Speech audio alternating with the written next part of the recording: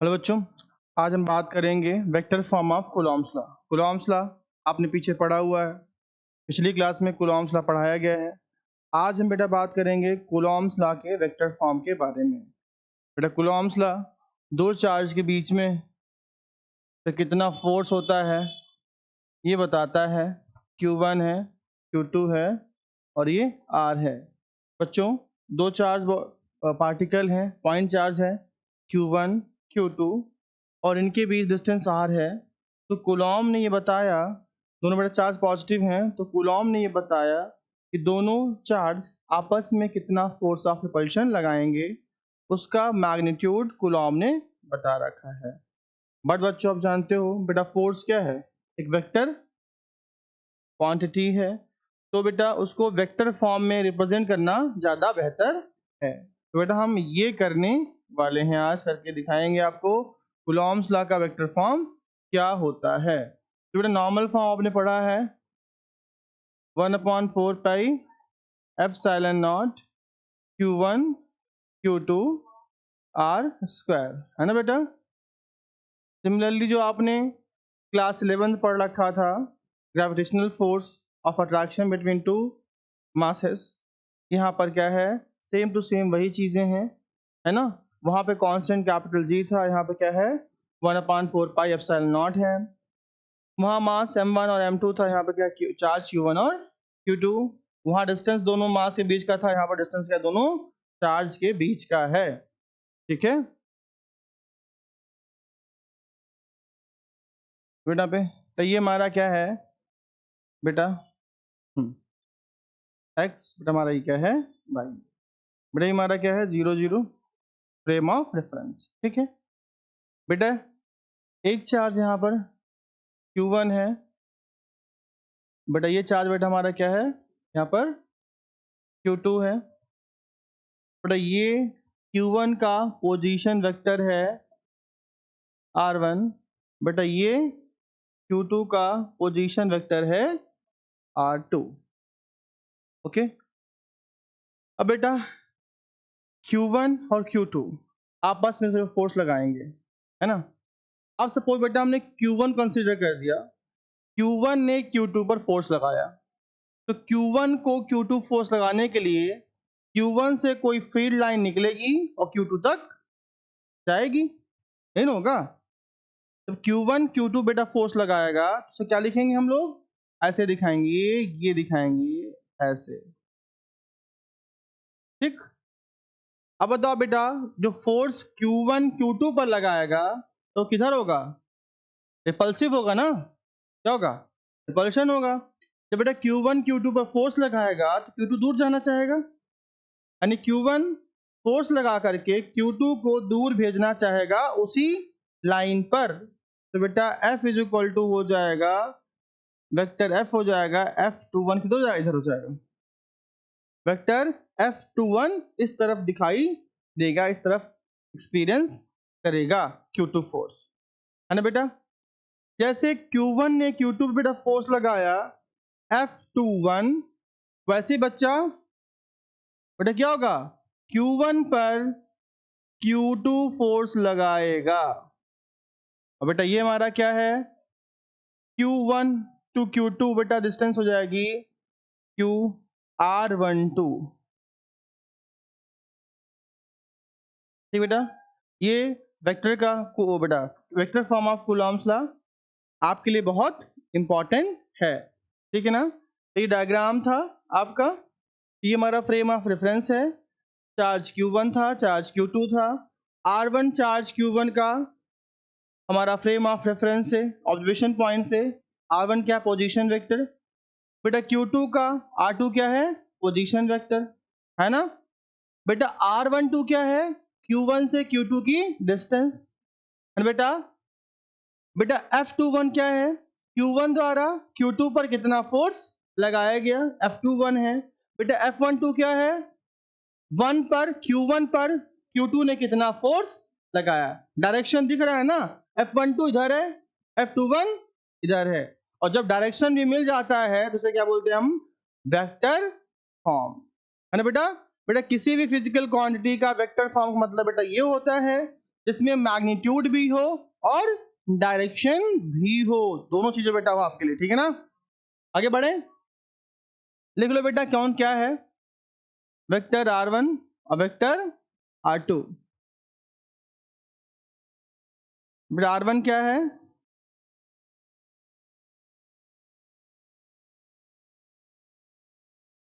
Position vector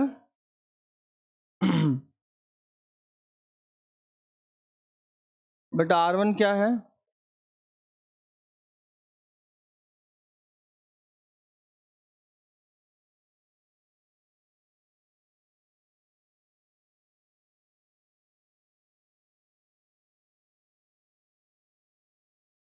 vector of q1।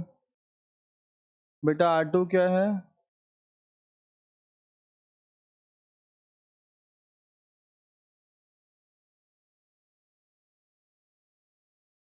Of q2। बेटा vector r12 क्या है, बेटा r12 क्या है ना, distance between q1 to q2, displacement between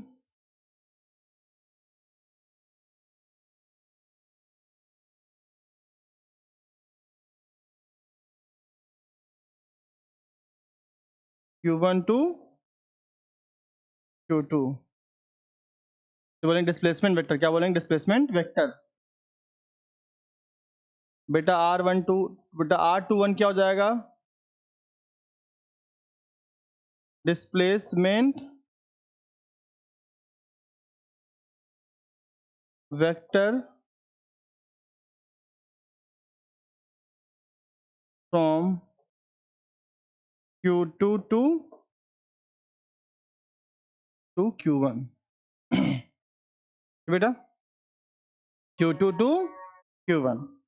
बेटा जैसे r12 है ना वेक्टर, बेटा क्या है r12, q1 से लेकर के q2 की डिस्टेंस, बेटा वैसे ही क्या होगा आपका r21 होगा, 2 से 1 का डिस्टेंस बेटा।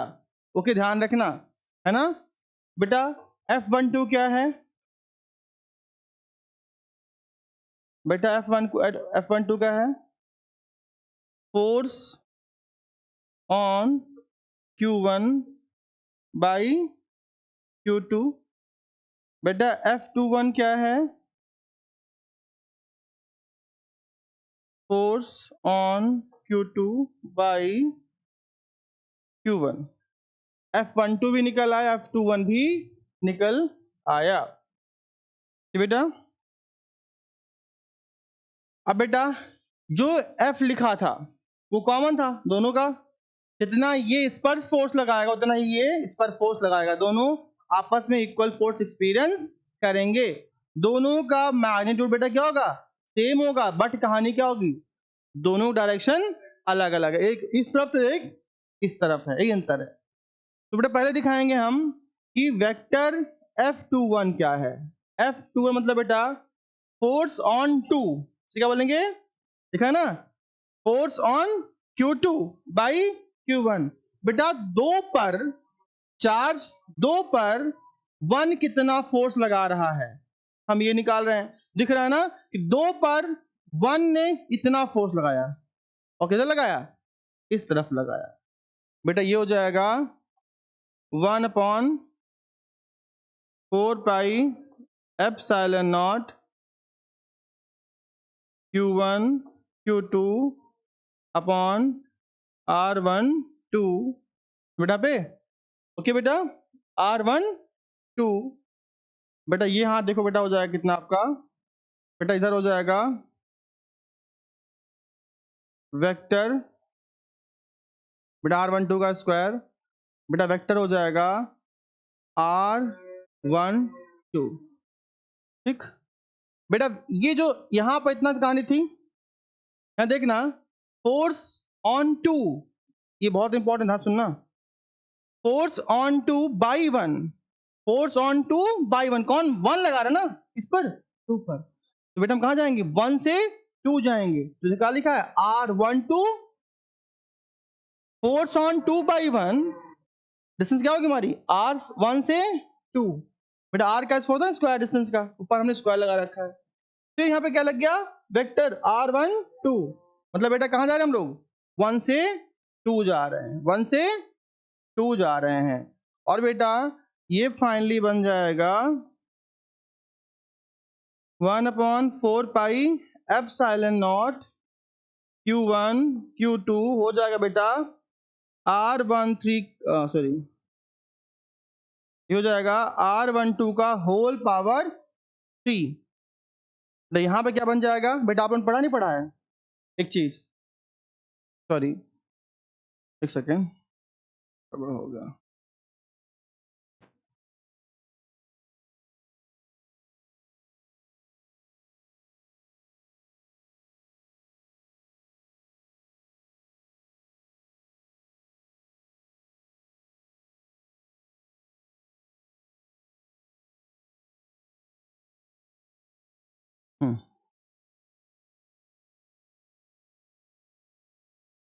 हाँ बच्चों ध्यान यहाँ पे ध्यान दीजिएगा।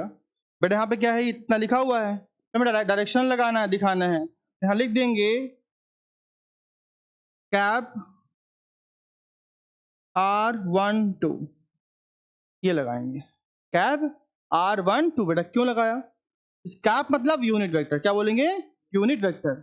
और बेटा किसी में भी अगर 1 से मल्टीप्लाई करो कोई फर्क नहीं पड़ता। ये क्या है इसका, जो ये लिखा हुआ है ना, इसका मैग्नीट्यूड कितना होता है 1, क्या होता है बेटा 1 होता है। इसका मैग्नीट्यूड क्या होगा 1 होगा। बेटा इसको क्या करेंगे, हम लिख देंगे किस फॉर्म में, देखना इस फॉर्म में लिख देंगे वेक्टर R12 अपॉन, बेटा होगा यहाँ पे कितना हो जाएगा आपका R12।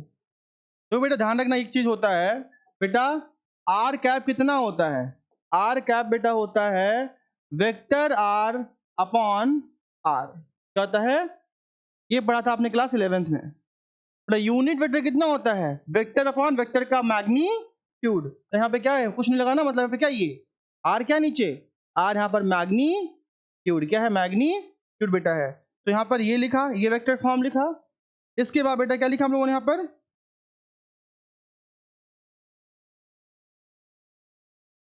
ये नॉट है, ये हो जाएगा R12 का स्क्वायर। तो बेटा पे ये भी नहीं, ये भी R12 है, ये भी क्या है R12 है।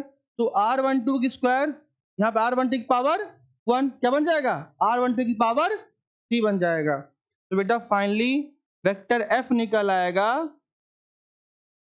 1/4 pi epsilon not Q1 Q2 upon R12 की पावर 3।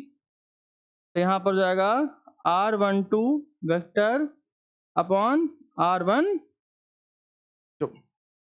ये इसका है बेटा, नीचे फिर क्यों लिख दिया, नीचे नहीं लिखना चाहिए ना, बस इतना। तो ये हुआ आपका मेन वेक्टर फॉर्म। इसको बेटा और लिखना चाहेंगे तो इतना हो जाएगा, थोड़ा सा और।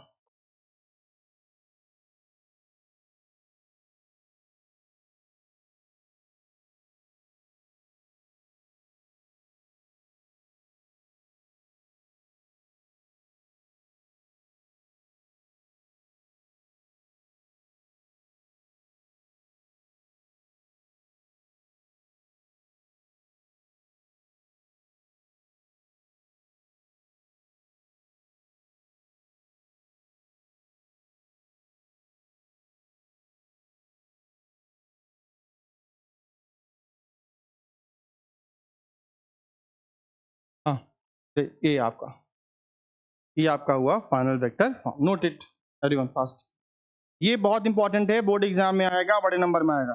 ठीक है, ठीक है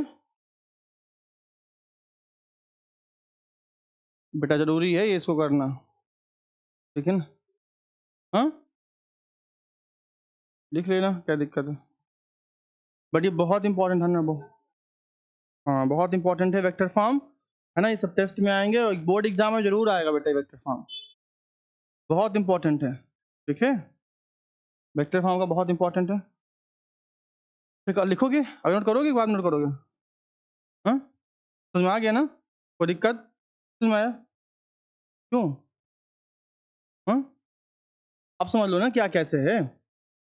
देखो बेटा क्या है, ये आपका दो चार्ज है, Q1 Q2 था बेटा। इस चार्ज को यहाँ से मिला दिया, इसको भी यहाँ से मिला दिया, इसका नाम हो गया R1, ये इसका नाम हो गया, तो बोलेंगे पोजीशन वेक्टर। अब ये इस पर फोर्स लगा रहा है, तो क्या लिखेंगे R12, 1 से 2, 1 से, तो बेटा 1 लगा 2 पे तो 1 से 2 जाएंगे ना, ठीक है।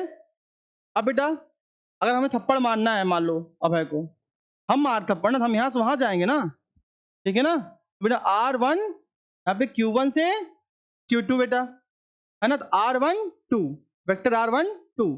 अब बेटा ये क्या है F21, मतलब force on charge 2 by charge 1, ठीक बेटा। अब बेटा क्या लिखा पे F21 क्या होगा 1/4 pi epsilon not Q1 Q2 upon दोनों के बीच की डिस्टेंस का स्क्वायर। क्या डिस्टेंस R1 2 है, तो हमने स्क्वायर कर दिया, फिर क्या लग गया कैप R12, बस इतना ही मेन है। फिर इसको हमने ये लिख दिया, यहाँ स्क्वायर था, यहाँ पावर 1 हो गई, यहाँ पे नीचे क्या बन गया क्यूब बन गया, ये वाला बचा रहा, बस हो गया। ये वाला चाहे लिखो चाहे ना लिखो, एक ही मतलब है, ठीक है बेटा। हम R12 को लिख सकते हैं क्या R2 माइनस R1, सिंपल सी कहानी, मैं कल लिखाया था मैंने, है ना। लिख लोगे वेक्टर R12 क्या हो जाएगा, vector R2 minus vector R1। Vector form बहुत इंपॉर्टेंट है आप लोगों के लिए, है ना। ठीक है आगे बढ़े बच्चों।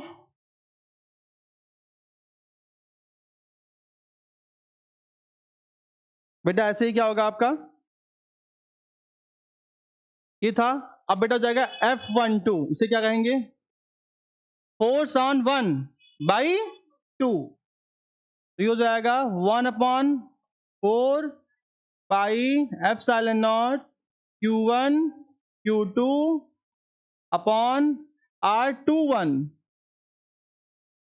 क्या फोर्स ऑन 1 बाई 2 ना बेटा, क्या हो रहा है 2 1 पे लगाएगा तो क्या करेंगे R2 1 हो जाएगा, क्या यहाँ पे R2 1 हो जाएगा, R2 1 हो जाएगा। जब बेटा हम ठीक, जब तो 2 से कहां जाएंगे 1 पे जाएंगे, जब 2 1 पे फोर्स लगाएगा तो क्या होगा R2 बेटा 1 हो जाएगा, तो यहाँ पर बेटा क्या बन जाएगा आपका स्क्वायर है ही है, यहाँ पर बन जाएगा R21 का कैप, बस इतनी सी कहानी, यही मेन, इतना यही आपका वेक्टर फॉर्म है, ठीक है। इसको आप चाहो तो आगे और बढ़ सकते हो।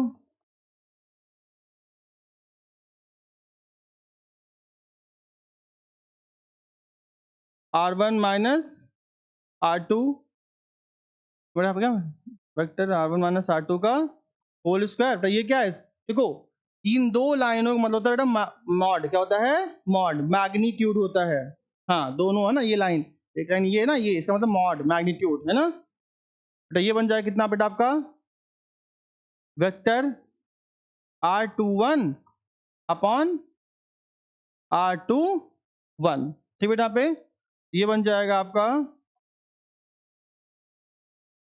1/4 pi epsilon not Q1 Q2 upon vector R1 minus R2 mod का होल क्यूब हो जाएगा, और ये हो जाएगा वेक्टर R21, बस खत्म करना, ठीक है।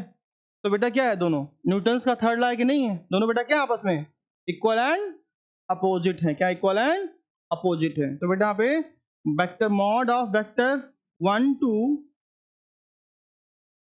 Is equal to mod of vector 2 1 बेटा क्या होगा आपस में, दोनों में आपस में इक्वल क्या होंगे, इक्वल एंड अपोजिट होंगे, तो क्या होंगे इक्वल और अपोजिट होंगे, ठीक है ना। ओके बेटा क्यों vector R21 is equal to minus R12 हो जाएगा, यहाँ लगा देंगे क्या हम लोग, इसकी जगह पर हम ये लिख सकते हैं, और ये क्या है माइनस, है ना बेटा, क्या बन जाएगा हमारा F12 is equal to F21। Anyone have doubt, समझ में आया कि नहीं आया, नहीं समझ में आया, बहुत कुछ नहीं, वही चीजें हैं, बस हमें तो ये लगाना, बस ये मेन है, इतना नहीं करेंगे नहीं, मतलब कोई मत दिक्कत नहीं है, बट ये बस, यानी कि इसमें इस पूरे में ये लाइन इंपॉर्टेंट है, पहली लाइन है ना, और बेटा पीछे वाले में पूरे में ये पहली लाइन बस, अगर डायग्राम आ रहा है और ये लाइनें आ रही पहली पहली, बेटा हमारा काम है हर चीज समझाना, है ना, हर पॉइंट पर पॉइंट आउट करना, बट जो मेन है हमने बता दिया कि ये इंपॉर्टेंट इतना है, अगर आपने इतना कुछ नहीं काम झाम करना है तो ये पहली लाइन, ये पहली लाइन, ये लाइन और पीछे की ये लाइन, बस 2 लाइन इंपॉर्टेंट है, एग्जाम में आया है आपने इतना लिख दिया है, और डायग्राम मेन है, मेन से डायग्राम है, तो डायग्राम बेटा मेन है, ठीक है ना, ओके, ये था आपका क्या, vector form of Coulomb's law, okay बच्चों।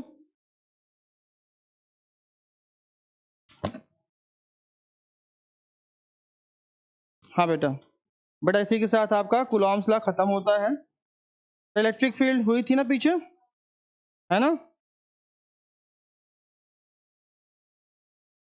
बेटा अब बात होगी इलेक्ट्रिक फील्ड लाइंस, हो चुका है, हो चुका है इलेक्ट्रिक फील्ड लाइन, हाँ, तो इलेक्ट्रिक फ्लक्स की बात कर लें हम लोग, इलेक्ट्रिक डायपोल, हाँ बेटा बात करेंगे हम लोग अब क्या, टाइम क्या हो रहा है, 10 मिनट में पढ़ लें बेटा, इलेक्ट्रिक डायपोल क्या होता है, इलेक्ट्रिक डायपोल,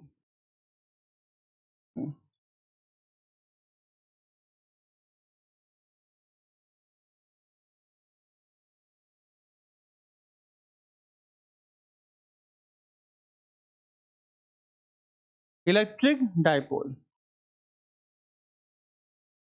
बेटा पहली बात तो, हाँ डाईपोल, डाई मतलब दो, पोल मतलब एंड, दो अपोजिट एंड, है ना बेटा पे, दो अपोजिट, डाईपोल मतलब दो अलग अलग पोलैरिटी, दो अलग अलग पोलैरिटी, बेटा पोलैरिटी मतलब बेटा दो अलग अलग चार्जेस, है ना, तो बेटा डाईपोल का मतलब बेटा होता है two equal and opposite point charges, point charges separated by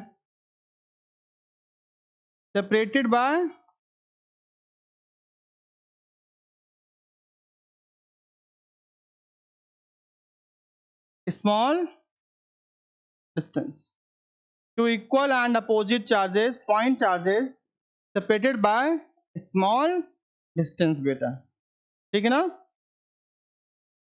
okay, two equal and opposite charges, opposite point charges separated by small distance, देखो बेटा ये प्लस क्यू चार्ज है ना, और बेटा ये क्या आपका है, उतना ही माइनस क्यू चार्ज है, तो क्या था आपका ये, उतना ही प्लस फिर उतना ही माइनस चार्ज था, तो दोनों के बीच की डिस्टेंस बेटा कितनी है, मान लो बेटा कितना है 2L, क्या है बेटा हमारा 2L, बेटा ये क्या है, इसका मिड पॉइंट है, यही है डाइपोल,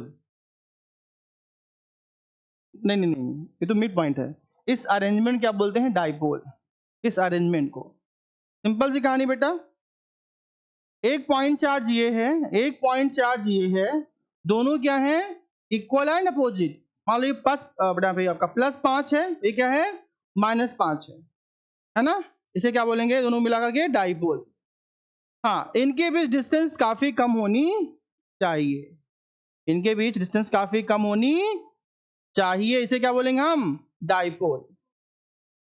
अब ध्यान देना, इस बार बोर्ड में भी ये आया था, इस बार के बोर्ड में आया था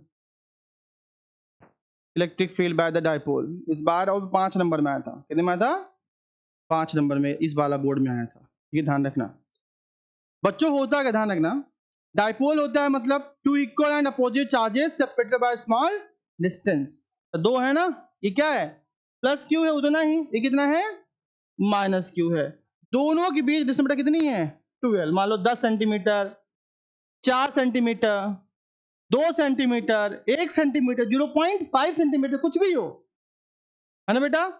ये मिड पॉइंट है बेटा, आधा हिस्सा L और बेटा बचा हिस्सा ये भी L, 2L हो गया।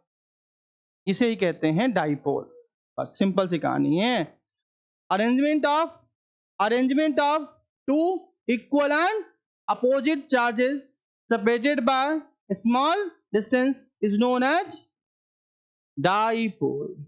बस बेटा फिर क्या होता है, अब जानते बच्चों क्या होता है, मैंने पहले बता रखा है कि अगर कोई पॉइंट चार्ज है तो बेटा क्या उस पे होता है,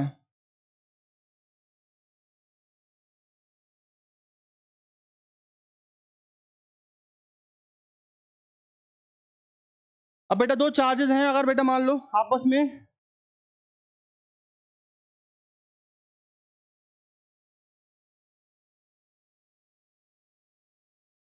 बेटा क्या होगा, तो बताओ है बेटा, आप बताओ। दो चार्जेस हैं, ठीक है, तो ये प्लस क्यू है, ये माइनस क्यू है, तो बेटा चार्ज क्या करता है, इलेक्ट्रिक फील्ड लाइंस इमिट करता है। बेटा पॉजिटिव चार्ज फील्ड लाइन बेटा बाहर निकालता है, ले लेता है, वेरी गुड, है ना, ओके। बेटा पॉजिटिव चार्ज हमेशा फील्ड लाइन बाहर की ओर निकालेगा, बेटा उसमें अंदर की ओर जाएगा, ठीक है ना, ठीक है, समझना। जब बेटा एक सिंगल चार्ज होता है तो आसपास फील्ड लाइन एग्जिबिट करता रहता है। बेटा ये क्या है, अकेला प्लस क्यू है, क्या करेगा, फील्ड लाइन एग्जिबिट करेगा, बाहर की ओर निकालेगा नॉर्मली, बेटा क्या निकालेगा, नॉर्मल परपेंडिकुलर टू द आपका चार्ज पार्टिकल, तो उसके बेटा परपेंडिकुलर बेटा होगा, नॉर्मल होगा तो भी एरिया लोगी आप तो बेटा। ये क्या है, positive charge electric field lines बाहर इमिट कर रहा है, एंड नेगेटिव चार्ज बेटा क्या कर रहा है, लगातार इनटेक कर रहा है ना। यानी बेटा पॉजिटिव चार्ज की फील्ड लाइंस नॉर्मली आउटवर्ड होती हैं और नेगेटिव चार्ज में इलेक्ट्रिक फील्ड लाइंस नॉर्मली बेटा इनवर्ड होती हैं, ठीक है। बेटा कुछ भी हो, फील्ड लाइन दोनों में होती हैं, होती हैं नहीं होती हैं, होती हैं, फील्ड लाइन यहाँ भी फील्ड लाइन वहां भी है, तो बताओ बच्चों क्या होगा, पॉजिटिव से फील्ड लाइन निकलेंगी बेटा कहाँ जाएंगी, नेगेटिव। गुड। अब बेटा ये अकेला जब था तो इसके आसपास एक क्या थी, इलेक्ट्रिक फील्ड लाइन थी, क्या थी, मतलब इलेक्ट्रिक फील्ड थी, क्या थी, इलेक्ट्रिक फील्ड थी। यानी बेटा यहाँ पर कोई भी अगर चार्ज मान लो आता, एक फोर्स एक्सपीरियंस करता, क्यों करता, इन फील्ड लाइंस की वजह से, बेटा क्या करता, एक फोर्स एक्सपीरियंस करता इन फील्ड लाइंस की वजह से करता। तो बताओ बेटा जब दो चार्ज मिल गए हैं तो क्या होगा, इलेक्ट्रिक फील्ड पैटर्न भी बदल जाएगा, सिंगल थे तो अलग था, सिंगल थे तो अलग था, स्फेरिकल था यहाँ पे आपस में स्फेरिकल था, पर बेटा यहाँ पर क्या है आपका है, स्फेरिकल नहीं है, इलेक्ट्रिक फील्ड लाइन का पैटर्न बदल गया है। तो हम ये जानेंगे कि दो चार्ज को मिलाते हैं तो डाइपोल बनता है, तो डाइपोल की वजह से उसके आसपास सराउंडिंग में क्या इलेक्ट्रिक फील्ड होगी, क्या इलेक्ट्रिक फील्ड बेटा होगी। अब हम इसकी बात करेंगे नेक्स्ट क्लास में, ठीक है। हाँ इसे जान लो बेटा, हाँ डाइपोल मूवमेंट क्या होता है, डाइपोल बेटा, डाइपोल मूवमेंट क्या होता है आपका, बेटा यहाँ पे डाइपोल मूवमेंट बेटा क्या होता है, बेटा वेक्टर पी, वेक्टर पी, तो डाइपोल मूवमेंट को हम वेक्टर पी से नोट करते हैं बेटा, ये कितना होता है बेटा, क्यू कितना है, चार्ज है इंटू 2L, ये dipole movement simply product of charge, one of the magnitude of one of the charge and distance of separation, है ना, डिस्टेंस ऑफ सेपरेशन, दोनों के बीच जो डिस्टेंस है ना, जो बेटा डिस्टेंस है बेटा क्या है, उसके बीच की डिस्टेंस का मल्टीप्लाई और क्यू, किसी भी चार्ज चाहिए चाहे ये, उसके मैग्नीट्यूड, ना हमें प्लस देखना है ना हमें माइनस देखना है, हमें उसकी न्यूमेरिकल वैल्यू देखनी, क्या देखनी है। ये इंपॉर्टेंट है dipole moment. Dipole moment too much important. हाँ बच्चों, डाइपोल मोमेंट का डायरेक्शन बेटा क्या होता है, हमेशा माइनस से प्लस बेटा होता है, always from minus two plus, ध्यान रखना बेटा, always from minus two plus, ध्यान रखना। Direction of dipole moment always from minus charge two plus charge. हाँ बेटा, इधर से इधर होगा, हमेशा इधर होगा, ठीक। ये बात तो आप लोग दिमाग में रखना कि डाइपोल मोमेंट क्या है, डाइपोल क्या है। बेटा कल हम बात करेंगे electric field at axial position by the dipole, electric field at the equatorial position by the dipole. Okay बेटा, आज इतना सफिशिएंट है आप लोगों के लिए, ठीक है ना।